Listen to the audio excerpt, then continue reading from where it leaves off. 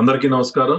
జాతీయ పార్టీ అధ్యక్షులు నారా చంద్రబాబు నాయుడు గారికి, అలాగే ఈ వర్చువల్ మీటింగ్ లో పాల్గొన్న ప్రభుత్వంలో ఉన్న లోపాలను ఎత్తి చూపేందుకు ఈ కార్యక్రమంలో పాల్గొన్న ప్రతి ఒక్కరికి నా హృదయపూర్వక నమస్కారాలు తెలియజేస్తూ, నాకు వ్యక్తిగతంగా ఈ కరోనా వ్యాధి లోను కావడంతో నాకు ఇంకా ఎక్కువ ఈ వ్యాధికి సంబంధించిన విషయాలు ఎక్కువగా కూడా తెలవడం జరిగింది.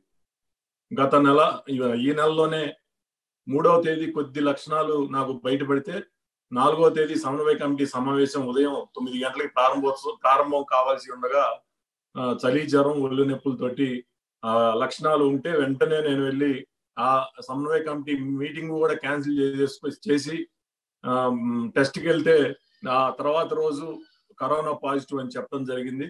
ఆ తర్వాత దాదాపుగా 20 రోజులు హోమ్ క్వారంటైన్ లో ఉండటం, స్నేహితులు డాక్టర్లతోటి ట్రీట్మెంట్ తీసుకోవటం కూడా జరిగింది. అయితే ఈ 20 రోజుల్లో నాకు వ్యక్తిగతంగా చాలా అనుభవాలు నాకు ఎదురైనవి. ఈ వ్యాధి ఎప్పుడైతే 5 రోజుల్లో నాకు నడుస్తూ ఉందో, నాకు ఏ విధంగా ఈ వ్యాధి ఎవరి ద్వారా సోకిందో అనేది కూడా తెలియలేదు. ఒక 5వ రోజు నాడు మాకు ఇంటి సమీపంలో, నేను ఈ నియోజకవర్గంలో ఈ అపార్ట్మెంట్స్ వీటన్నిటికీ కూడా ఈ పార్టీ అభివృద్ధి గురించి అందరినీ కలుస్తా ఉన్న సమయంలో చాలా 10 అడుగుల దూరంలో నిలబడి అతనితోటి మాట్లాడి ఇంటికి రావటం జరిగింది. వెంటనే 2వ రోజే నాకు హై లోడెడ్ ఈ వైరస్ ఉంది అని చెప్పేసి మణిపాల్ హాస్పిటల్లో తెలియజేయటం, ఆ తర్వాత ట్రీట్మెంట్ చేసుకోవడం తగ్గడం జరిగింది.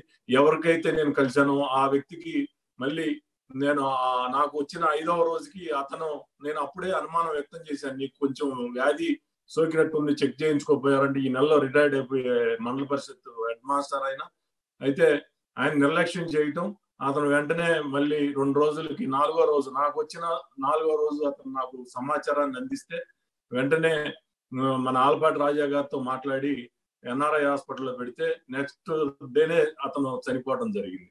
ఆయన భార్య హాస్పిటల్లో ఉంది, పిల్లవాడు అమెరికాలో ఉన్నాడు, పిల్లవాడు అయితే అనాథ శవంలాగా అంత్యక్రియలు చేయడం జరిగింది. ఇదంతా ఒక ఎత్తు అయితే ఈ రోజు ఎవరైతే నాకైతే వ్యక్తిగతంగా పాజిటివ్ అని చెప్పేసి గత 4వ తేదీ నాడు అర్ధరాత్రి నాకు ఫోన్ చేసి సమాచారం అందించడం జరిగింది. 4వ తేదీ నుంచి ఈ రోజు వరకు కూడా ప్రభుత్వ లెక్కల్లో ఫలానా బోడే ప్రసాద్ అనే వ్యక్తికి పాజిటివ్ వచ్చిందని కానీ, లేకపోతే కృష్ణా జిల్లాకు సంబంధించిన పాజిటివ్ వ్యక్తుల్లో నా కౌంట్ కానీ ఇంతవరకు రాకపోవటం ఈ ప్రభుత్వ వైఫల్యం.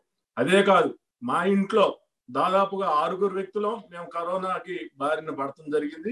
అలాగే మా తమ్ముడి ఇంట్లో మరి ఇంకో 2 కరోనా బారిన పడటం జరిగింది. అయితే ఈ 2 కుటుంబాలకి సంబంధించి 8 మంది మేము కరోనా బారిన పడితే 2 పాజిటివ్ రిపోర్టు మాకు చెప్పటం జరిగింది. కానీ ఇంతవరకు ప్రభుత్వ లెక్కల్లో అయితే మా ఆధార్ కార్డు కొడితే ఇక్కడ వైద్య సిబ్బంది ఎవరైతే ఉన్నారో వాళ్ళని అడిగితే మీకు ఎక్కడా కూడా వ్యాధి వచ్చినట్టుగా కూడా ఎక్కడా కూడా, కానీ నాకు ఆరోగ్య సేతు యాప్ లో మాత్రం యూఆర్ కరోనా పాజిటివ్ అని చెప్పేసి నాకు చెప్పడం జరిగింది.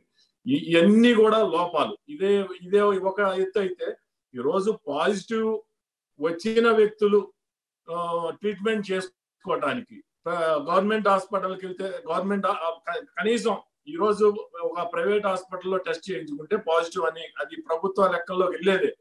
మళ్ళీ ఈ రోజు ప్రభుత్వ లెక్కల్లోకి రాకుండా ఆ విధంగా సామాన్య ప్రజలకి ఏ విధంగా ట్రీట్మెంట్ చేస్తారో ఒకసారి ప్రభుత్వం అర్థం ప్రభుత్వం కాదు, మనం కూడా అర్థం చేసుకోవాల్సిన అవసరం. అదే కాదు, ఈరోజు నెగిటివ్ వచ్చి లక్షణాలు ఉన్న వ్యక్తులైతే గవర్నమెంట్ హాస్పిటల్లో నీకు పాజిటివ్ లేదు కాబట్టి మేము జాయిన్ చేసుకోం. ప్రైవేట్ హాస్పిటల్స్కి వెళ్తేనేమో ఎక్కడ కూడా ఒక బెడ్ కూడా ఖాళీ లేదు. ఎక్కడైనా ఈరోజు కృష్ణా జిల్లాలో హాస్పిటల్లో జాయిన్ అవ్వాలంటే వెంటిలేటర్ ఉన్న hospitals government hospital, NRI hospital 2 hospitals మాత్రమే ఉన్నాయి.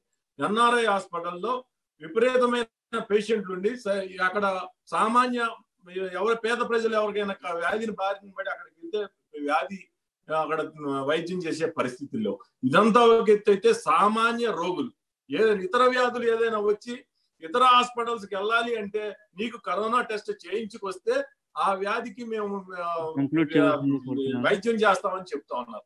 ఈ విధంగా సామాన్య రోగులు కూడా చాలా ఇబ్బందులు పడుతా ఉన్నారు.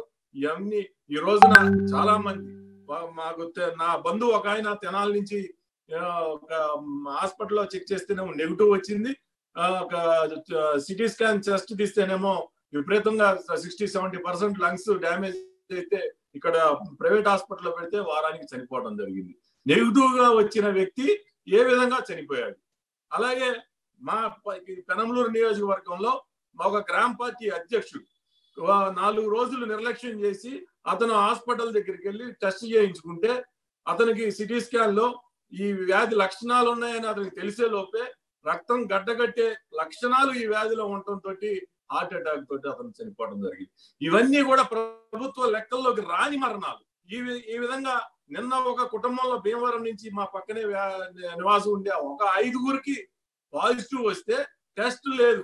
కేవలం సిటీ స్కాన్ లో ఆ లక్షణాలను బట్టి డాక్టర్ ని పరిచయం చేస్తే ఒక ఇంట్లోకి వెళ్ళి హోమ్ క్వారంటైన్ లోకి వెళ్ళి నేను ఏదైతే ట్రీట్మెంట్ తీసుకున్నానో ఆ మందులన్నీ కూడా అతనికి ఇస్తే అతను ట్రీట్మెంట్ అవుతాను. నిన్న ఒక వ్యక్తి మా నియోజకవర్గంలో కుటుంబంలో పిల్లలు భార్య అందరూ కూడా వ్యాధిని బారిన పడితే టెస్ట్ చేయించుకుంటే పాజిటివ్ అని వస్తే నీకు కొద్ది లక్షణాలే ఉన్నాయి, నువ్వు ఇంటికి వెళ్ళిపోయి అక్కడ నీకు ఏమీ లేదని చెప్పి సి విటమిన్ టాబ్లెట్ వాడు అని చెప్పేసి ఇంటికి పంపించేసి అతన్ని అక్కడ నీ చావు నువ్వు చావు అని చెప్పి ఇలాంటి వైఫల్యాలు ఎన్నో ఉన్నాయి.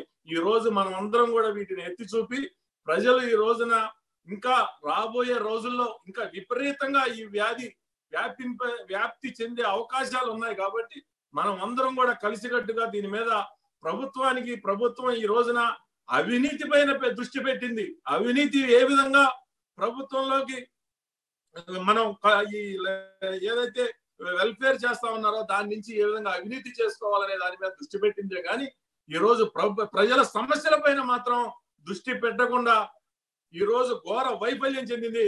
నేను మాట్లాడిన ఈ 20 రోజుల్లో చాలా మంది కూడా ఇదే చంద్రబాబు నాయుడు గారు ఉంటే ఈ విధంగా అయ్యేది కాదు, ఆయన ఏదో ఒక విధంగా ఏదో ఒక సెంటర్లు లేకపోతే ఈ కమ్యూనిటీ హాల్స్ ఈ ఫంక్షన్ హాల్స్ తీసుకొని టెంపరీ కరోనా సెంటర్లన్నా ఓపెన్ చేసేవాళ్ళు. ఆయన లేకపోవడం మా దురదృష్టంకరం అని చెప్పేసి అందరూ కూడా వ్యక్తం చేస్తా ఉన్నారని ఈ సందర్భంగా తెలియజేస్తూ ఈ అవకాశం ఇచ్చినందుకు మీ అందరికీ ధన్యవాదాలు తెలియజేస్తూ సెలవు తీసుకుంటాను.